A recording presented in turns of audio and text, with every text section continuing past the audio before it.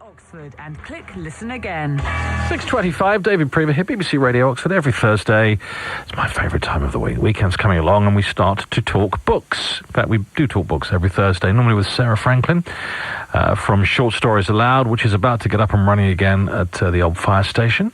And Sarah normally comes in and gives us 2 or 3 suggestions of good reads, and we'll do so again. She'll be back with us next week after her holiday. We've got an Oxford author to chat to us tonight. There's just gone through the process of self-publishing her own title. The Chase was originally published by Bloomsbury in 1999. Joining me now in the studio is Lorna Fergusson. Hello, Lorna. Hello. When did you write this, though? Well, I wrote it in the 90s at a time when my husband and I had a share in a holiday home in the Dordogne, so we spent a long time there and I got to know it very well. And in fact, large parts of the book were written out there. Sold it to Bloomsbury and it went out into the world, and then as happens with traditional publishing, you have a short window of attention and other books come along.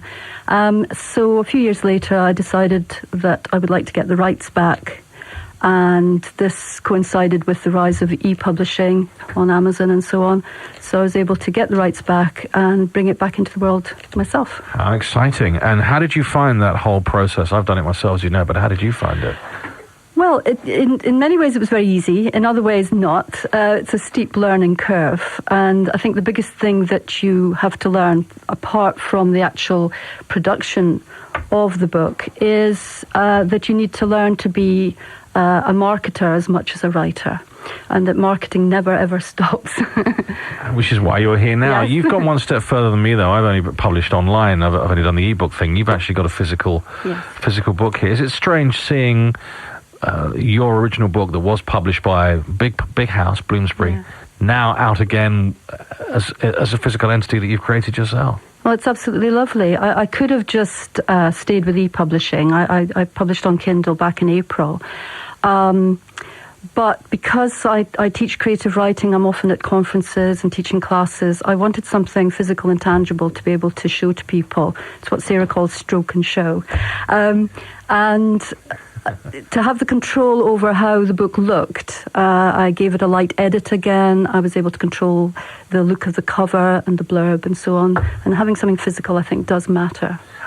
Do you find there's a lot of people trying to do this now? Yes. Is that a good or a bad thing? Well, there's a lot of debate in the industry because the publishing world is in a state of flux just now, and traditional publishers are still trying to handle the fact that many writers are choosing to bypass traditional avenues to getting their book out to the public. The big argument the traditional publishers put forward is that they are the gatekeepers, that agents and publishers, filter the vast amount of work that's out there. And I think to some degree that's true. I think if you're going to self-publish, it's very important to write the best book you can and then deal with it in the most professional way that you can. And that means editing it. A lot of self-published work out there is poorly edited and poorly presented. And I think it's worth investing in a commissioned cover that works well at thumbnail size. So you wrote this back in the 90s. Yes. Have you written other books as well? Yes, I currently have a children's book, unpublished children's book, on the shortlist for Macmillan's Right Now Prize. Wow, congratulations. And I'm very far on through a hefty historical novel that's set in Scotland and Canada and Spain in the 1830s and 1880s. My goodness, that sounds like a lot of work. I'm loving it, though. It's absolutely fascinating.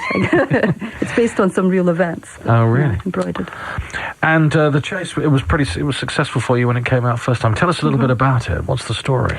The story, it's set partly in Oxford and partly in the Dordogne in France in 1989.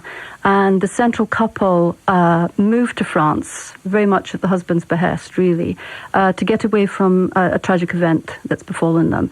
And his idea is that if they move away from it, they will get away from it. And of course, they can't. And the house they moved to has a history of its own. So I've described it in my blurb as Daphne du Maurier meets Joanne Harris, because it's all about France and the sensory pleasures of being in France as an expat, but it's also mean and moody too. Well, I wish you luck. This is available from Fictionfire Press. Where can we find it? And Blackwell's have just agreed to stock it here in Oxford, so fabulous. it's available there too. And you're offering a service now for writers. You've got a business called Fictionfire where you do manuscript appraisal and Yes, editing, and that's right. something which I think all writers need, which is just someone to talk to. Actually, Yes, would be yes, really I do. nice. I do mentoring and coaching of writers nice. as well as editing. Good luck. Thank you for Thank coming you very in. much. It's delightful Thank to meet you. Good luck with your new one. And I look forward to reading The Chase. Thank Some you. holiday reading for me. How perfect. Thank you for coming in. Pleasure you. to meet you. BBC Radio Oxford, it's 6:30 now.